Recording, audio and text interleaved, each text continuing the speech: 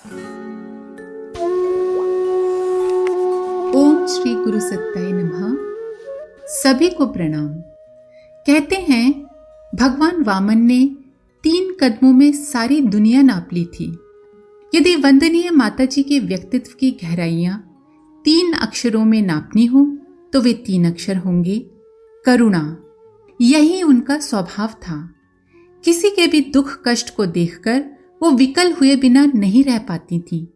उनकी उफनती भावना का विस्तार मनुष्यों तक ही सीमित नहीं था। वो कहा करती थी, अपने आप को सिर्फ मनुष्य जाति का सदस्य मानने की बात संकुचित दृष्टिकोण की उपज है। यदि दृष्टिकोण का विस्तार हो सके तो लगेगा कि अन्य जीवधारी भी अपनी विचित्रताओं, भिन्नताओं और विशेषताओं के कारण भगवान की इस दुनिया में खास स्थान रखते हैं। सभी प्राणी समान हैं, भले ही आकार में छोटे बड़े क्यों ना हो। परमात्मा के अगणित पुत्रों में इंसान एक है। उनके अपने परिवार में ये भावना बराबर देखने को मिलती। घर में जितना ध्यान परिवार के अन्य सदस्यों का रखा जाता, उससे कम देखभाल पशु पक्षियों की नहीं होती थी। इनकी बीमारी आरामी सेवा में वो कुछ इस तरह से जुटी रहती जैसे ये सब उनके आत्मीय हों। खाने पीने में भी इनका बराबर ध्यान रखा जाता। कई बार तो वो अपने सामने की थाली छोड़कर दौड़ पड़ती। अरे देखो, अभी मैंने गाय के लिए इंतजाम नहीं किया और खुद खाने के लिए आ बैठी। परम पूज्य गुरुदेव के 24 लाख के 24 महापुरुष चरण लगभग 24 सालों में संपन्न हुए।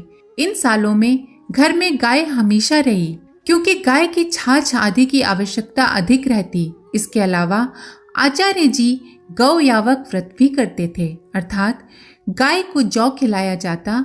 उसके बाद गाय के गोबर में से जौ के जो दाने आते उनको बीनकर गोमूत्र से धोया जाता।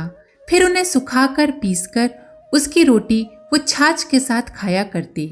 ये क्रम लंबे समय तक चला। इसके लिए सारा इंतजाम माताजी स्वयं करती थी।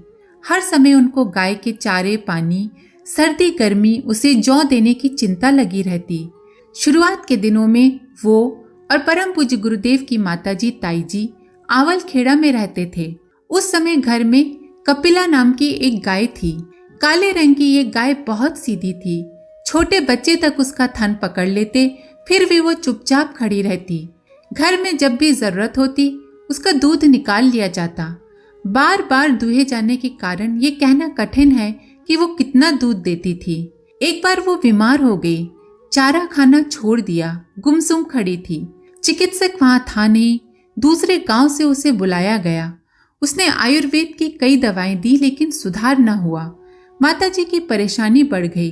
उन्हें खाना पीना अच्छा न लगता। हर समय यही सोचने में बीतता कि गाय कैसे ठीक होगी। उन्हें इस तरह परेशान देखकर घर के सभी सदस्य हैरानी में थे।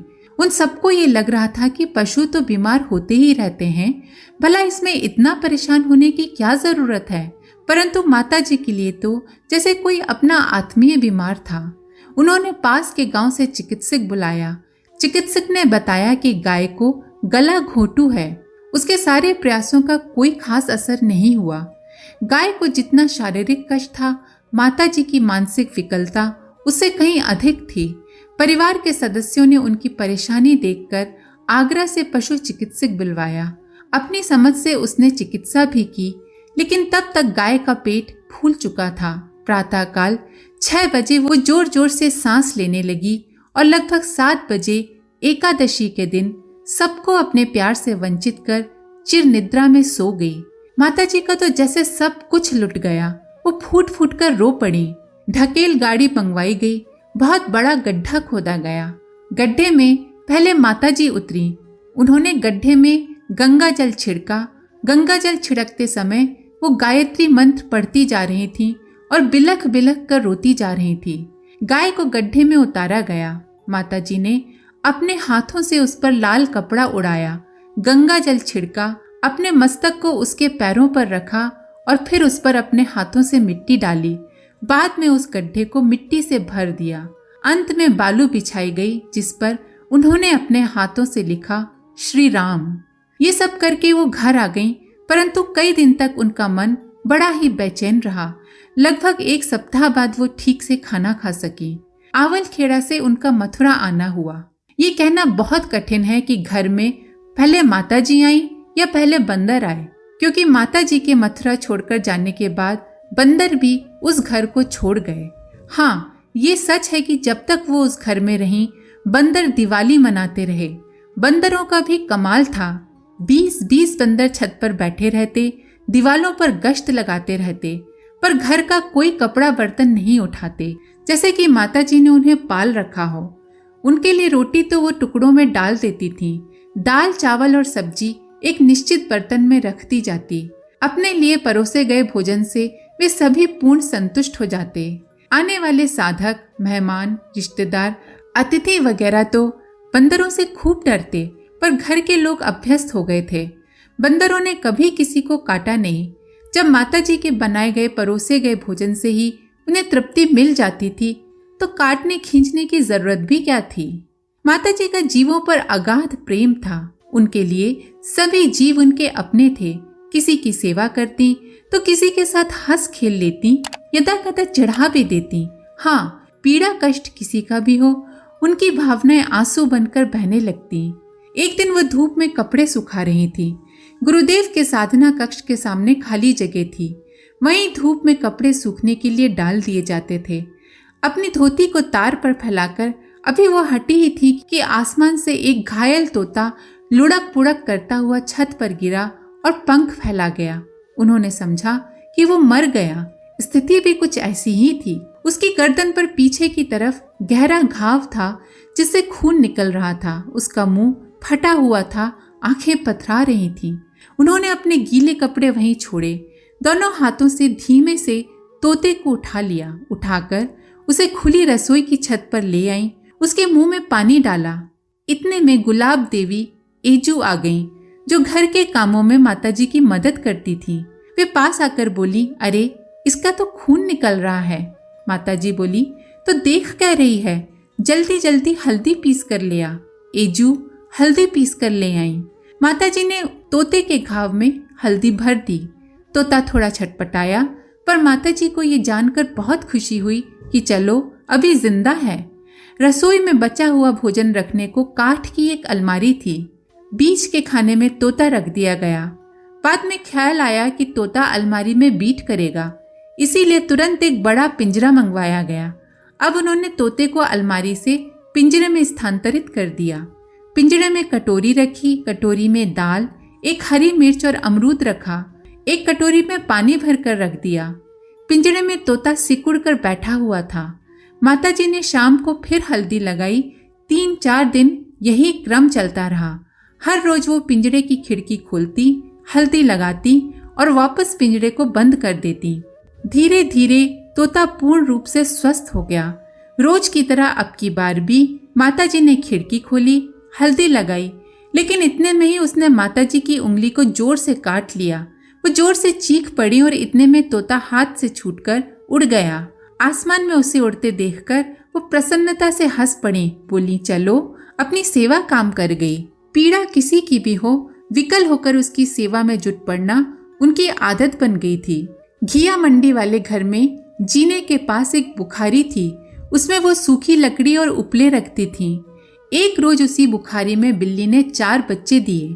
बिल्लियों के बारे में आमतौर पर सोचा जाता है कि वो अपने बच्चों को कई घर घुमाती हैं। पता नहीं इसमें कितना सच है। कुछ भी हो, बच्चे देने के बाद वो बिल्ली लड़खड़ाई हुई छत पर चढ़ी। बाद में कहाँ गई कुछ नहीं मालूम। जब कई दिन तक बिल्ली वापस नहीं लौटी तो बच्चों का बुरा हाल हो गया। उन छोटे छोटे बिल्ली के बच्चों का सिसकता क्रंदन माताजी के हृदय को व्यथित करने लगा। वो अपने को रोक नहीं सकी, भागकर बुखारी के पास गईं। उपले पलटने पर देखा 4 बच्चे थे। उनकी आंखें अभी खुली भी नहीं थीं। भूख प्यास से ये सभी लगभग मरणासन थे। वो कटोरी में गाय का दूध लाई, रुई की बत्ती बनाई, धीरे से उनका मुंह खोला और रुई की बत्ती से गाय का दूध उनके मुंह में टपका दिया। ये क्रम कई दिनों तक चलता रहा। धीरे धीरे बच्चे बड़े हो गए। वो जीने से नीचे बाहर घूमने लगे। अब तक वो दूध रोटी खाने लगे थे। इस तरह उनका घूमना फिरना, हर किसी के बिस्तर पर जब चाहे चढ़ बैठना घर वालों के लिए मुसीबत बन गया। घर के सदस्यों को ये सब अच्छा नहीं लगता था। क्या मुसीबत घर में पाल रखी है। माताजी की आलोचना घर में चुपके चुपके होने लगी। बर्तनों में मुंह देंगे, खाना झूठा करेंगे, तब पता चलेगा। उस समय जीवदया महंगी पड़ेगी। घर में इस तरह की बातें होने लगी, पर माताजी से सीधे सीधे कहने का किसी को साहस नहीं था। इधर बिल्ली के बच्चे एक दूसरे को यदा कदा काट लेते। इस तरह काटते रहने से उनके शरीर में तकलीफ हो गई। माताजी उन चारों को एक लकड़ी की टोकरी में रखकर पशु चिकित्सक को दिखाने ले गईं। डॉक्टर बोला, बहन जी, इन्हें खाज हो गई है, इनको फेंक दो। जानवर की खाज आदमी को हो जाए तो बड़ी मुश्किल हो जाती है। इस गंदगी का क्या करोगी। ये सुनकर उनका हृदय बेचैन हो उठा। वो काफी देर तक डॉक्टर से अनुनय विनय करती रहीं। बोली, खाज की कोई अच्छी सी दवा दे दो। डॉक्टर ने कहा, बच्चे छोटे हैं, खाज की दवा बर्दाश्त नहीं कर सकेंगे। फिर कुछ सोचते हुए उसने कहा, अच्छा ये शीशी लो, रुई की फरहरी बनाकर दवा लगाना। दवा लगाकर हाथ साबुन से धोना। माताजी बच्चों और दवा के साथ घर आ गईं। डॉक्टर की बताई विधि से उन्होंने दवा लगाई। बच्चे एक दूसरे से चिपट रहे थे। वे एक दूसरे को लगी दवाई चाट गए। रात को 7 बजे देखा, उनमें से एक लंबा पड़ा था। वो रोने लगी। बोली, ये तो मर गई। कुछ देर तक रुआसी सी घर का काम करती रही। फिर थोड़ी देर बाद अपने बड़े लड़के से बोली, ओम प्रकाश, जरा तुम देखना तो। उन्होंने देखा दूसरा बच्चा भी लंबा पड़ा है।